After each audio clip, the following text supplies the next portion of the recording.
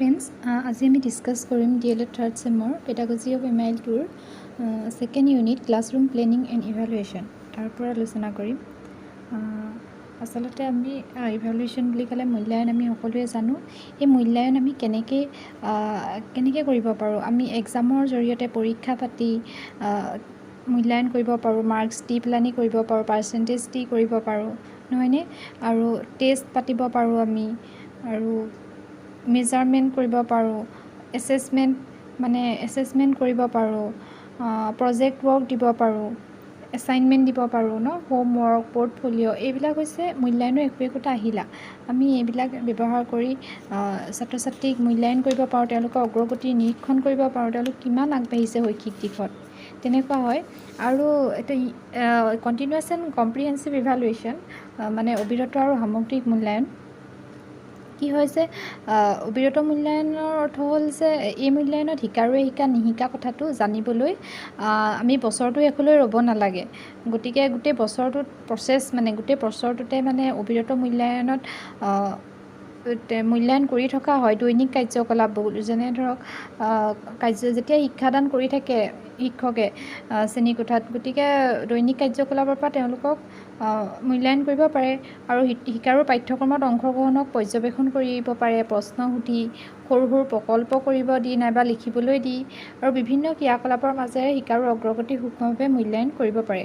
আৰু এনেধৰণেই কৰিলে কি হয়, শিক্ষকে প্ৰতিজন শিকাৰুৰ শিকনৰ সমস্যাসমূহ আগতীয়াকৈ চিনাক্ত কৰে আৰু তাৰ সমাধান কৰিব পাৰে, নিদানমূলক শিক্ষণ প্ৰদান কৰিব পাৰে ৰিমিডিয়েল টিচিং। আৰু শিক্ষকেও নিজৰ শিকন প্ৰক্ৰিয়াত থকা তেওঁৰ দুখ ত্ৰুটিসমূহ আঁতৰাই শিক্ষণ পদ্ধতি সলনি কৰিব পাৰিব। যদি অবিৰত মূল্যায়ন দৈনিক যেতিয়া ছাত্ৰ ছাত্ৰীক পঢ়াই থাকিব শিক্ষকজনে, তেতিয়া তেওঁ গম পাব যে ল'ৰা ছোৱালীয়ে বুজিছেনে নাই। যদি বুজা নাই, তেতিয়া তেওঁ প্ৰশ্ন সুধিলে যদি উত্তৰ দিব নোৱাৰে ল'ৰা ছোৱালীয়ে, তেতিয়া তেওঁ নিজৰ মেথডবিলাক চেঞ্জ কৰিব লাগিব কেনেকৈ শিকালে ইণ্ডিভিজুৱেলি গুৰুত্ব দিব লাগিব প্ৰত্যেকজন ছাত্ৰকে। কিছুমানে হয়তো খুব ভালকৈ শিকিব, কম সময়তে শিকিব, কিছুমানে হয়তো শ্ল' লাৰ্ণাৰ থাকে, সেইবিলাকে অলপ দেৰিকৈ শিকে। গতিকে তেওঁলোকক কেনেকৈ শিকাব পাৰি, শিক্ষকে নতুন নতুন কৌশল আয়ত্ব কৰি নিজে এইবিলাক এপ্লাই কৰিব লাগিব ষ্টুডেণ্ট অনুসৰি। তো সেইটো হৈছে অবিৰত মূল্যায়ন। আৰু সামগ্ৰিক মূল্যায়নৰ অৰ্থ আচলতে কি, ছাত্ৰ ছাত্ৰীয়ে পাঠ্যপুথিৰ পৰা শিকিবলগীয়া পাঠসমূহ মুখস্থ কৰি লিখা বা কোৱাটোৱেই গুৰুত্বপূৰ্ণ কথা নহয়। কাৰিকুলাম অনুসৰি অবিৰত আৰু সামগ্ৰিক মূল্যায়নে কেৱল শিকাৰুৰ শিকনকে মূল্যায়ন নকৰে, বৰং তেওঁলোকে সঠিকভাৱে কেনেকৈ বুজে, তাত কেনেকৈ দৈনন্দিন জীৱনত প্ৰয়োগ কৰে সেই শিকা কথাখিনি, সেইটোহে মূল্যায়ন কৰে। সামগ্ৰিক মূল্যায়নে গোটেই অভাৰঅল যিখিনি ডেভেলপমেণ্ট, অভাৰঅল যিখিনি তেওঁলোকে শিকন ক্ষমতা আয়ত্ব কৰিছে সেইখিনি মূল্যায়ন কৰে। আৰু শিকাৰুৰ সৰ্বাংগীন বিকাশৰ দিশসমূহো সামগ্ৰিক মূল্যায়নে মূল্যায়ন কৰে।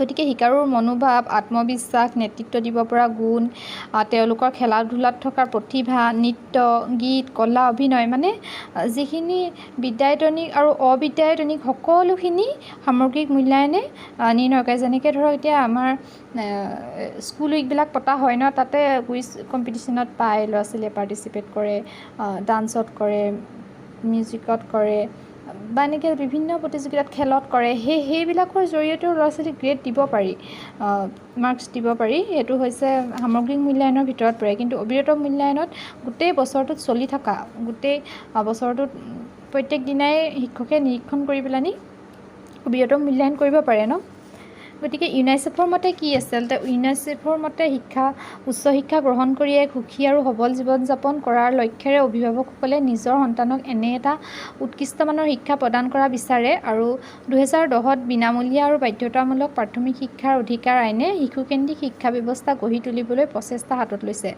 আৰু বিদ্যালয়ত শিকাৰুৱে নিজৰ গুৰুত্ব আৰু স্থিতি উপলব্ধি কৰি ভিত্তিহীন আৰু আত্মবিশ্বাসেৰে শিকাৰ উৎসাহ যোগাইছে। সেইটো হৈছে ইউনিচেফৰ মতে চিচিৰ বিষয়ে কৈছে। আৰু আমাৰ আচলতে অবিৰত সামগ্ৰিক মূল্যায়ন কিয় লাগে, যে প্ৰচলিত শিক্ষা ব্যৱস্থাত থকা কিছুমান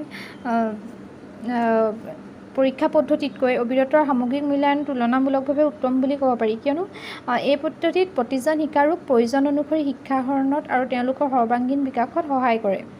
আৰু প্ৰচলিত শিক্ষা ব্যৱস্থা আৰু অবিৰতৰ সামগ্ৰিক মূল্যায়নৰ মাজত কিছুমান পাৰ্থক্য আছে। যেনেকৈ প্ৰচলিত শিক্ষা ব্যৱস্থাসমূহত বছৰৰ শেষত পৰীক্ষা হয়, গতিকে শিকাৰুৱে শিকন উন্নীতকৰণত সহায় নাপায়, কাৰণ প্ৰচলিত শিক্ষা ব্যৱস্থাত যিহেতু শেষতহে হয়গৈ পৰীক্ষাটো। অবিৰত সামগ্ৰিক মূল্যায়ন ব্যৱস্থাত কি হয় যে শিক্ষকে শিক্ষণ কাৰ্যৰ লগে লগে দৈনিকভাৱে অবিৰতভাৱে মূল্যায়ন কৰে আৰু তাৰ দ্বাৰা শিকাৰু শিকনৰ স্তৰ চিনাক্ত কৰি শিকন নিশ্চিতকৰণত সহায় কৰিব পাৰে আৰু সমস্যাৰ কিছুমান সমাধানো কৰিব পাৰে ইয়াৰ জৰিয়তে। তেনেকৈ প্ৰচলিত শিক্ষা ব্যৱস্থাত পৰীক্ষাৰ ভয়ে শিকাৰুক উৎকণ্ঠিত কৰি তোলে, ভয় কৰে তাহাঁতে, পৰীক্ষা পাতি থাকে ন, কিন্তু অবিৰতৰ সামগ্ৰিক মূল্যায়নত ভয় উৎকণ্ঠাসমূহ আঁতৰে আৰু এনেধৰণৰ মূল্যায়ন ব্যৱস্থাত শিকাৰুৱে তেওঁলোকক মূল্যায়ন কৰাটো অনুভৱ নকৰে, কিয়নো শিক্ষকে সেইটো দেখুৱাই নিদিয়ে যে তেওঁলোকক মূল্যায়ন কৰি থকা হৈছে।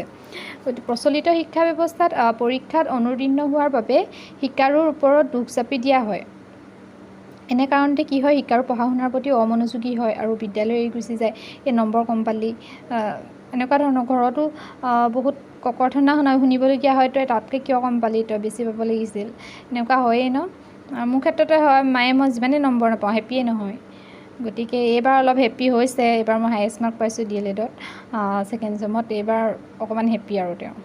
গতিকে এইটো মই মোৰ কথা কৈছোঁ কিন্তু অবিৰতৰ সামগ্ৰিক মূল্যায়নত কি হয়, বিদ্যালয়ৰ দায়বদ্ধতা, শিক্ষকে শিকাৰুৰ অগ্ৰগতি চিনাক্ত কৰি তেওঁলোকৰ বাবে প্ৰয়োজন হোৱা শিকনত সহায় কৰাটো বিদ্যালয়ৰ দায়িত্ব। কেৱল শৈক্ষিক দিশৰ সফলতাৰ গুৰুত্ব দিয়ে প্ৰচলিত শিক্ষা ব্যৱস্থাই, শৈক্ষিক দিশটোতহে গুৰুত্ব দিয়ে, কিন্তু অবিৰত মূল্যায়নে সৰ্বাংগীন বিকাশত গুৰুত্ব দিয়ে, হয়নে? খেলা ধূলা, চিত্ৰাংকন, নৃত্য গীত, এই সকলোবিলাক অবিৰত মূল্যায়নে আৰু সামগ্ৰিক মূল্যায়নে নিৰ্ধাৰণ কৰে। আৰু প্ৰচলিত শিক্ষা ব্যৱস্থাত আচলতে শিকাৰুৱে কেনেকৈ অগ্ৰগতি লাভ কৰিছে সেই কথাটো অভিভাৱকে বছৰৰ শেষতহে জানিব পাৰে, যেনেকৈ মাৰ্কশ্বিটখন দি দিয়েগৈ লাষ্টত গৈ পৰীক্ষা পাতি, নহয়নে?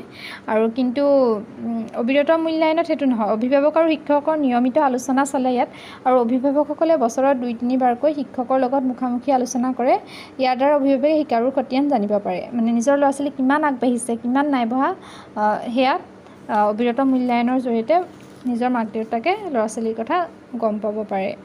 গতিকে অবিৰতৰ সামগ্ৰিক মূল্যায়ন মানে কি গম পালোঁ, আৰু এই অবিৰতৰ সামগ্ৰিক মূল্যায়ন কেনেকৈ কাৰ্যকৰী কৰা হয়, সেইটো হ'ল যে বছৰৰ আৰম্ভণিতে শিক্ষকে শিকাৰুৰ মান নিৰ্ণয়ৰ বাবে এটা পৰীক্ষা পাতিব লাগে আৰু পাঠ্যক্ৰমৰ ওপৰত ভিত্তি কৰি আৰু সঁচা অৰ্থত শিক্ষাৰ উদ্দেশ্য পূৰণ কৰিব পৰাকৈ এই পৰীক্ষাৰ প্ৰশ্নকাকত প্ৰস্তুত কৰিব লাগে। আৰু পৰীক্ষাৰ ফলাফল অনুসৰি প্ৰতিজন শিকাৰুৰ কোনে কি কি শিকিলে, বছৰটোৰ শেষত কি কি শিকিব লাগিব, এই ধৰণে এখন তালিকা প্ৰস্তুত কৰি ল'ব লাগে। মানে প্ৰথমটো হ'ল যে শিকনৰ উদ্দেশ্যত গুৰুত্ব প্ৰদান কৰি শিক্ষকে শিকাৰুক কেনেকৈ শিকাব, সেই বিষয়ে আঁচনি প্ৰস্তুত কৰিব লাগে।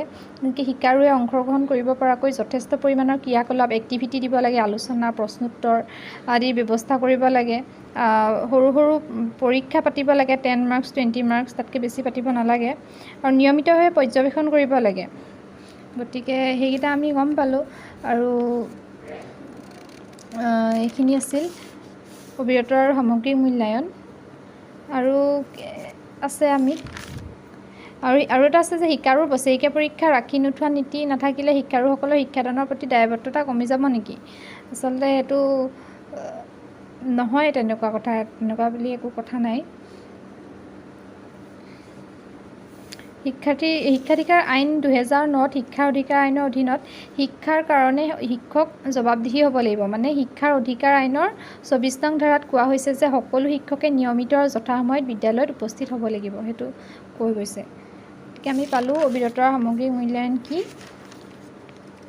শিকনৰ উদ্দেশ্যত গুৰুত্ব প্ৰদান কৰিব লাগিব, বিভিন্ন ক্ৰিয়াকলাপত জড়িত কৰিব লাগিব ল'ৰা ছোৱালীক। গতিকে যিখিনি বিষয়ত প্ৰতিজন শিকাৰুৱে ব্যক্তিগতভাৱে মনোযোগ দিব লাগিব প্ৰত্যেকজন ল'ৰা ছোৱালীকে, আৰু বিদ্যায়তনিক আৰু অবিদ্যায়তনিক সকলো দিশতে গুৰুত্ব দিব লাগিব অবিৰত আৰু সামগ্ৰিক মূল্যায়নৰ জৰিয়তে। গতিকে বুজি পাইছে নিশ্চয় অবিৰত আৰু সামগ্ৰিক মূল্যায়ন কি। Thank U.